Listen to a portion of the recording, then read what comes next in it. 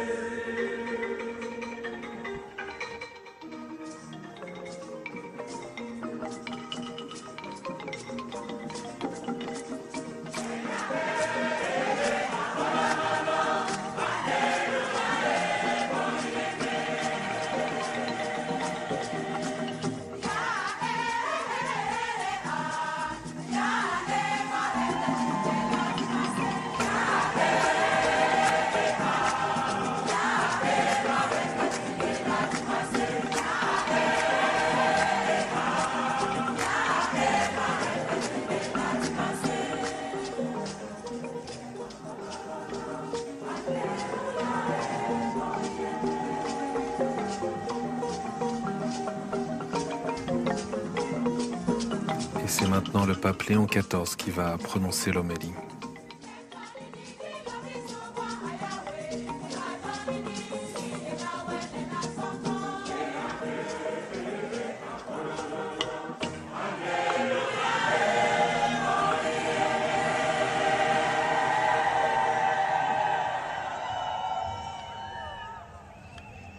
Chers frères et sœurs, l'évangile que nous venons d'entendre est parole du salut pour toute l'humanité.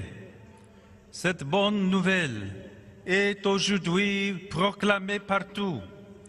Pour l'Église du Cameroun, elle résonne comme une annonce providentielle de la mort de Dieu et de notre communion. Le témoignage de l'apôtre Jean nous parle d'une grande foule, comme nous le sommes ici maintenant. Pour toutes ces personnes, cependant, il y a très peu de nourriture, seulement 5 pains d'orge et 2 poissons. En observant cette disproportion, Jésus nous demande aujourd'hui, comme il demande à ses disciples, comment allez-vous résoudre ce problème? Voyez cette foule affamée, accablée par la fatigue. Qu'allez-vous faire? Cette question est adressée à chacun d'entre nous. Elle est adressée aux pères et aux mères qui veillent sur leur famille. Elle est adressée aux pasteurs de l'Église qui veillent sur les troupeaux du Seigneur. Elle est adressée à tous ceux qui ont la responsabilité sociale et politique de veiller sur le peuple et sur son bien. Le Christ pose cette question aux puissants et aux faibles, aux riches et aux pauvres, aux jeunes et aux personnes âgées, car nous avons tous femmes de la même manière. Cette indigence nous rappelle que nous sommes des créatures. Nous avons besoin de manger pour vivre. Nous ne sommes pas Dieu. Mais justement, Dieu est-il face à la femme des peuples? En entendant nos réponses, Jésus donne la sienne. Il prit les pains et après avoir rendu grâce, il les distribue aux convives. Il lui donna aussi du poisson, autant qu'ils en voulaient. Un grave problème est résolu par la bénédiction de peu de nourriture disponible et son partage avec ceux qui ont faim. La multiplication des pains et des poissons s'opère dans le partage. Voilà le miracle. Il y a du pain pour tous, s'il est donné à tous. Il y a du pain pour tous s'il est pris, non par une main qui s'empare, mais par une main qui donne. Observons bien le geste de Jésus. Quand le Fils de Dieu prend les pains et les poissons, avant tout, il rend grâce. Il est reconnaissant envers le Père pour un bien qui devienne don et bénédiction pour tous les peuples. Ce faisant, la nourriture abonde et n'est pas rationnée pour cause d'urgence. Elle n'est pas volée par ceux qui se disputent. Elle n'est pas gaspillée par ceux qui mangent à leurs femmes alors que d'autres n'ont rien à manger. En passant des mains du Christ à celles de ses disciples, la nourriture se multiplie pour tous et même surabonde. Et me réveillé par ce que Jésus a fait, la foule s'exclame, c'est vraiment lui, le prophète, c'est-à-dire celui qui parle au nom de Dieu, le Verbe du Tout-Puissant. Et c'est vrai, cependant Jésus n'utilise pas ce terme en vue d'un succès personnel. Il ne veut pas devenir roi, car il est venu pour servir par amour et non pour dominer. Le miracle qu'il accomplit est un signe de cet amour. Il nous montre non seulement comment Dieu nourrit l'humanité du pain de la vie, mais aussi comment nous pouvons porter cette nourriture à tous les hommes et toutes les femmes qui, comme nous, ont faim de paix, de liberté et de justice. Tout geste de solidarité et de pardon, toute initiative pour le bien et une bouchée de pain pour l'humanité qui a besoin d'attention. Et pourtant, cela ne suffit pas. À la nourriture qui nourrit le corps, il faut joindre en effet avec la même charité la nourriture de l'âme qui nourrit notre conscience, nous soutient dans les heures sombres de la peur, dans les ténèbres de la souffrance. Cette nourriture, c'est le Christ qui sans cesse nourrit son Église en abondance et nous fortifie en chemin par son corps. Sœurs et frères, l'Eucharistie que nous célébrons est la source d'une foi renouvelée, parce que Jésus est présent au milieu de nous. Le sacrement ne ravive pas un souvenir longtemps dans le temps, mais réalise une compagnie qui nous transforme parce qu'il nous sanctifie. Heureux les invités au repas du Seigneur.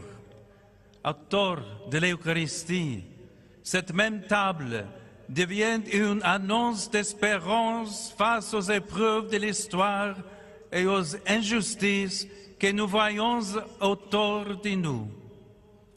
Elle devient le signe de la charité de Dieu, qui dans le Christ nous invite à partager ce que nous avons pour être multipliés dans la fraternité ecclésiale. Le Seigneur embrasse le ciel et la terre. Il connaît notre cœur et toutes les situations joyeuses ou tristes que nous vivons. En se faisant homme pour nous sauver, il a voulu partager les besoins de l'humanité, à commencer par les plus simples et les plus quotidiens. La femme révèle alors non seulement notre indigence, mais surtout son amour. Nous devons nous le rappeler chaque fois que nos regards croisent ceux de nos frères et sœurs qui manquent du nécessaire. Les yeux nous répètent la question posée par Jésus à ses disciples. Que faites-vous pour toutes ces personnes? Certes, être témoin du Christ en imitant ses gestes d'amour comporte souvent des difficultés et des obstacles, tant à l'extérieur qu'à l'intérieur de nous-mêmes, où l'orgueil peut corrompre le cœur. C'est alors qu'il nous faut répéter avec le psalmiste: Le Seigneur est ma lumière et mon salut. De qui aurais-je crainte? Même si parfois nous hésitons, Dieu nous encourage toujours. Espère le Seigneur, sois forte et prends courage, espère le Seigneur. Dear young people, I Chers would jeunes, like to extend this invitation c'est surtout à vous que j'adresse cette invitation, car vous êtes les enfants bien-aimés de la terre d'Afrique. Comme frères et sœurs de Jésus, multipliez vos talents par la foi, par la ténacité et par l'amitié qui vous habite. Soyez les premiers à incarner les visages et les mains qui portent au prochain le pain de la vie, un aliment de sagesse qui libère de tout ce qui ne nourrit pas, détourne nos bons désirs et vole notre dignité.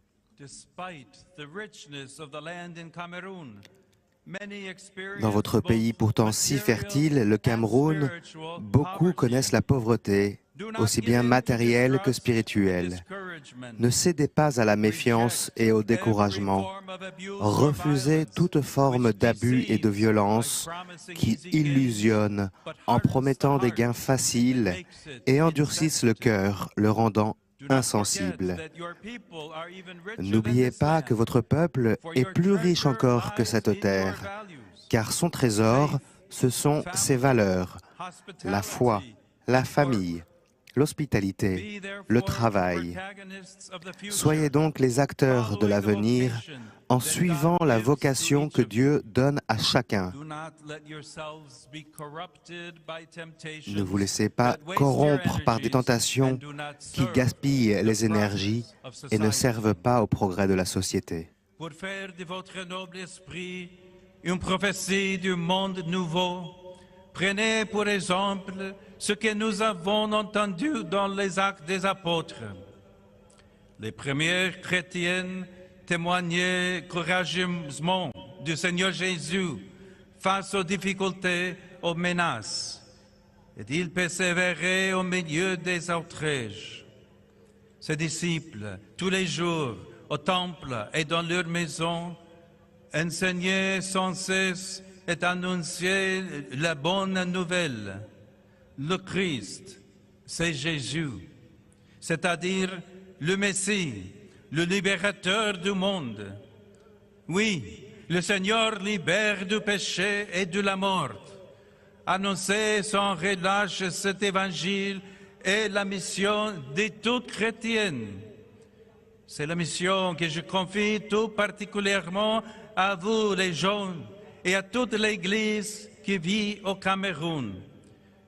Devenez la bonne nouvelle pour votre pays, comme le faut par exemple le bienheureux Floribert Boanachoui pour le peuple congolais. Frères et sœurs, enseignez ces légers traces, comme le fait le laboureur avec sa charrue dans les champs, afin que les semences portent du fruit. C'est ainsi que l'annonce chrétienne change notre histoire, en transformant les esprits et les cœurs. Annoncer Jésus ressuscité, c'est tracer des sillons de justice dans une terre souffrante et opprimée, des sillons de paix au milieu des rivalités et de la corruption, des sillons de foi qui nous libèrent de la superstition et de l'indifférence. Nous allons maintenant, avec cet évangile dans le cœur, partager le pain eucharistique qui nous rassasie pour la vie éternelle. Dans une foi joyeuse, demandons au Seigneur de multiplier entre nous ses bienfaits pour le bien de tous.